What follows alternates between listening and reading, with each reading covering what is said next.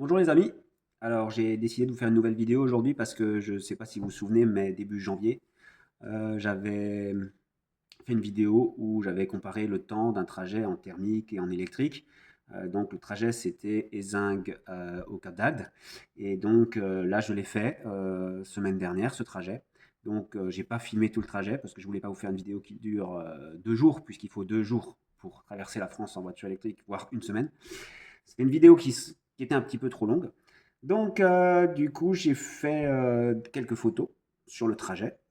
Donc, d'abord, dans un premier temps, on va revoir bon, ce que j'avais calculé. Donc, c'était comment dire, en pratique, quoi, hein. C'était un calcul que j'avais fait grâce à Google et grâce à Better Route Planner pour calculer les temps de charge. Et là, maintenant que je l'ai fait en réel, eh ben, on va regarder si ça colle. Sachant que ce que j'avais calculé, c'était avec une Tesla Model 3 Long Range. Et là, eh ben, j'ai pris ma Tesla qui est une standard. Donc, du coup, normalement, le temps devrait être beaucoup moins bon puisque la voiture a moins d'autonomie et qu'elle charge moins vite. Donc, c'est deux choses qui font que normalement, elle est moins bien sur ce type de trajet, donc pour voyager. Et donc, on va regarder, ben, quoi, on est arrivé, quoi, hein. Donc, voilà. Donc, on va commencer par regarder ce que j'avais calculé. Donc voilà, là on a le tableau, donc départ à 8 heures.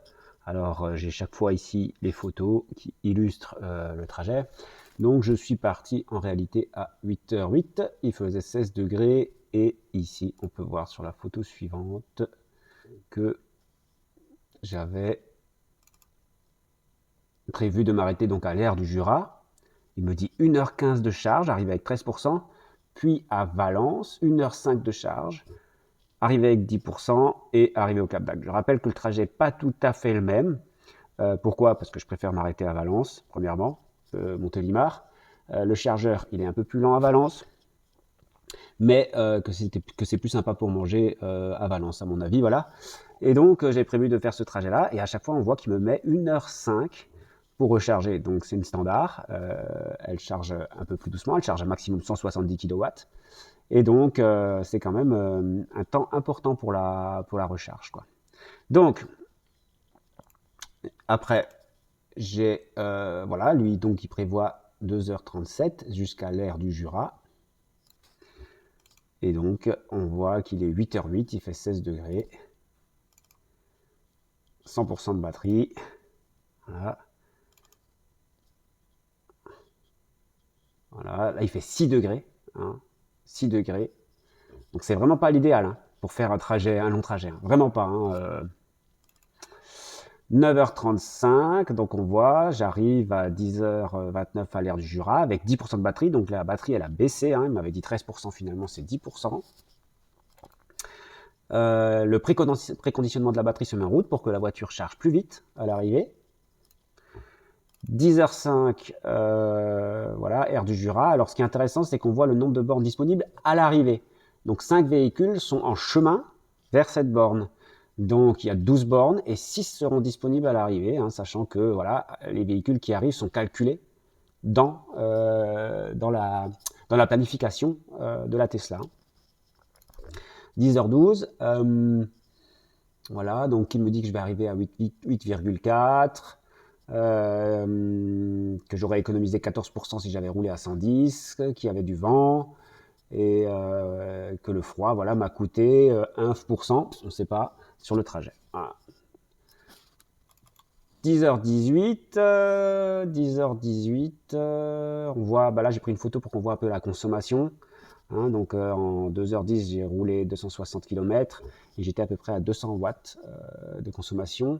Et j'arrive au chargeur, là, d'après ce que je vois sur le GPS. Donc 10h20, ben voilà, je suis en train de charger, 7% de batterie, et il me dit qu'il me reste 30 minutes pour poursuivre le trajet. Donc là, on voit, il est 10h20.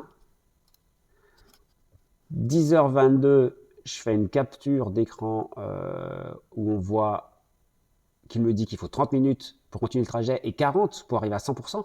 Donc, il faut seulement 40 pour arriver à 100%, alors qu'il me mettait 1h05 de charge. Donc là, on voit déjà qu'il faut 35 minutes en moins pour arriver à 100%. Et je charge à 174, donc qui est la vitesse maximale de la standard.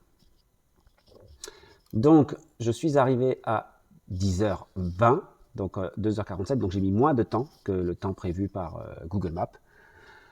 Et au niveau de la recharge, ici, vous voyez, j'ai mis 26 minutes, parce que 26 minutes, ça suffit pour une grande autonomie pour charger. Mais là, j'ai chargé un peu plus longtemps.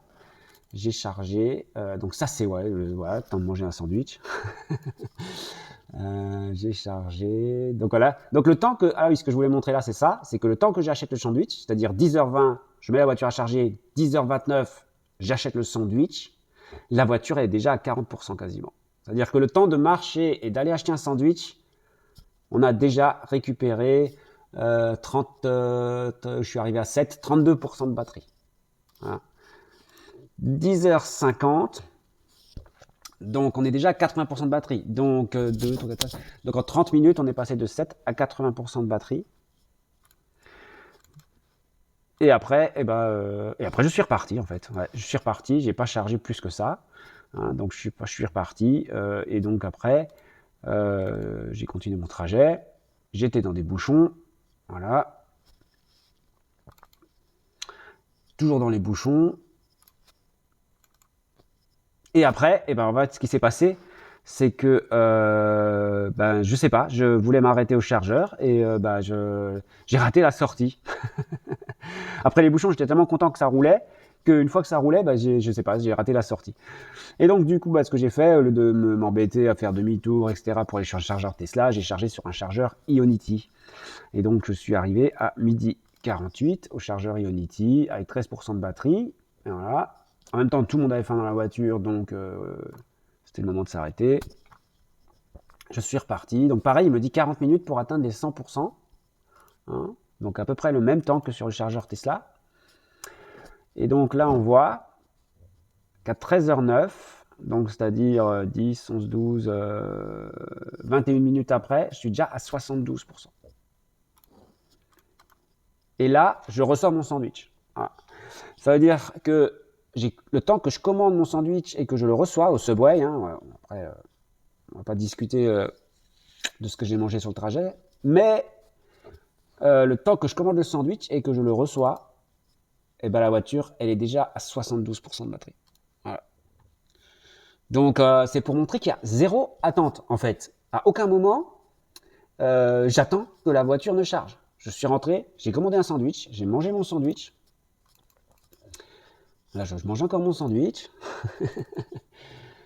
Et je repars. Voilà. Je repars, 88% de batterie. Il me dit que je dois encore charger une fois à Montélimar avant d'arriver à Agde. Moi, je continue à rouler.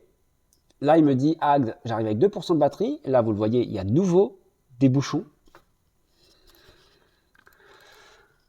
Bouchons. Là, ça roule de nouveau. Et on voit que j'arrive à Agde avec 11% de batterie. En fait, ce qui s'est passé, c'est que les bouchons, contrairement à ce qu'on pense, au lieu de me faire, de me baisser la batterie, en fait, le fait de rouler doucement dans les bouchons, ça a augmenté ma batterie.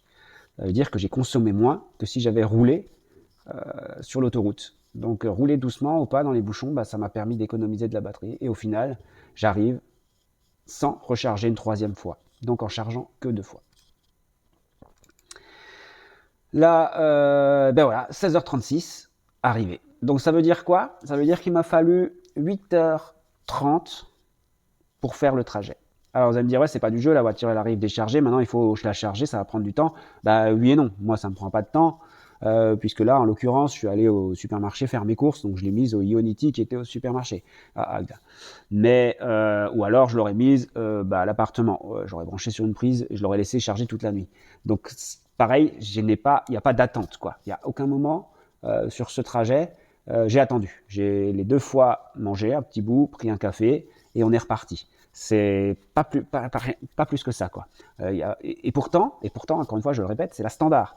Et j'ai mis 8h30 pour faire le trajet. Donc c'est même moins que ce que j'avais prévu en pratique, quoi. Donc on voit qu'en théorie, il fallait 9h08. Et en pratique, malgré que la voiture soit une standard, donc elle charge plus doucement et qu'elle a moins d'autonomie, malgré les bouchons, il m'a fallu 8h30.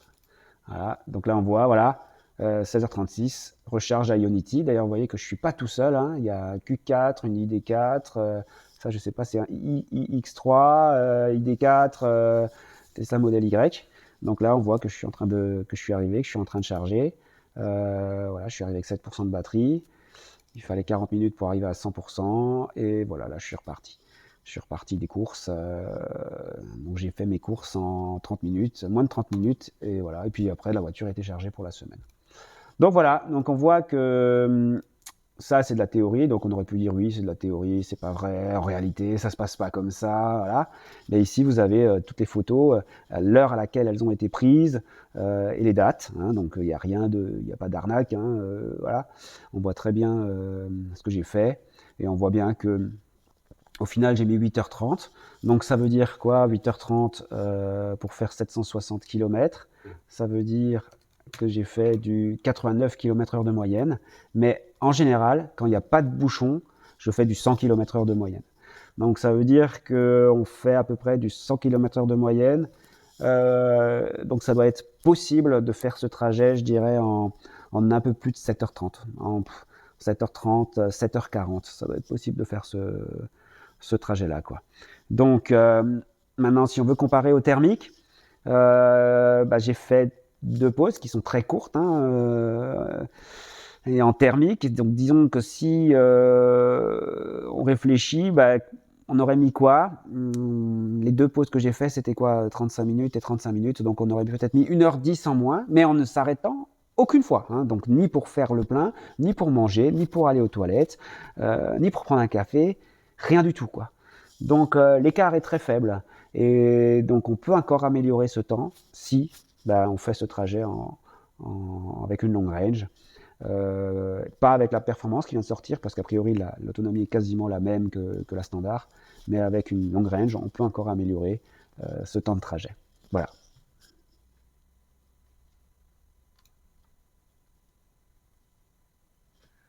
Donc voilà, j'espère que ça vous a plu, que c'était intéressant, qu'au final, ça prouve bien qu'en voiture électrique, la différence sur les trajets est très faible, sur les longs trajets.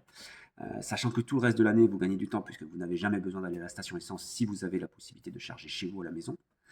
Pour moi, d'après mon calcul, c'est à peu près 9 heures que je gagne par an à rouler en voiture électrique par rapport à une thermique, hein, d'après mon calcul. Hein. Donc je calcule tout, je calcule les recharges qui se font à la maison à la place des pleins qu'il faudrait faire à peu près toutes les semaines. Je calcule aussi le temps qu'il faut pour amener une voiture en révision une fois par an, voilà, la récupérer en révision. Et puis, je calcule aussi, voilà, que sur un trajet, peut-être que je ferai une pause en moins. Donc, sur un trajet, là, comme c'est le cas de 800 km, peut-être je ferai qu'une pause d'une demi-heure au lieu de 2 pauses. Et donc, en calculant tout ça, j'arrive à un calcul qui fait ça fait à peu près un gain de 9 heures, quoi, sur une année. Donc, quand on me dit qu'on perd du temps en voiture électrique, je pense que moi, j'en gagne. D'après mes calculs, hein. Après, ça dépend, chacun a sa façon de calculer les choses. Moi, j'ai la mienne, j'ai ma logique, chacun a sa logique aussi. Voilà, donc par contre, ça sera une des dernières vidéos que je ferai sur la Model 3 standard, puisque là, j'ai commandé une Model 3 Performance, qui, d'après le site, devrait arriver au mois de mai, ce que je trouve incroyable, puisque de mai, c'est demain. Donc, on va voir quand elle arrive. Donc, je ne sais pas si ça va vous intéresser que je vous fasse des vidéos sur la Model 3 Performance, mais si ça vous intéresse, dites-le en commentaire, je peux en faire. C'est pas un problème. On pourra faire à peu près les mêmes choses que j'ai fait avec la standard, l'autonomie, vitesse de recharge, mais peut-être que ça va être aussi intéressant de voir les performances, l'accélération, s'il y a un gain par rapport à l'ancienne Model 3 Performance. J'espère qu'il y a un gain avec le nouveau moteur, parce que effectivement la puissance annoncée est plus faible, mais c'est pas le plus important, la puissance.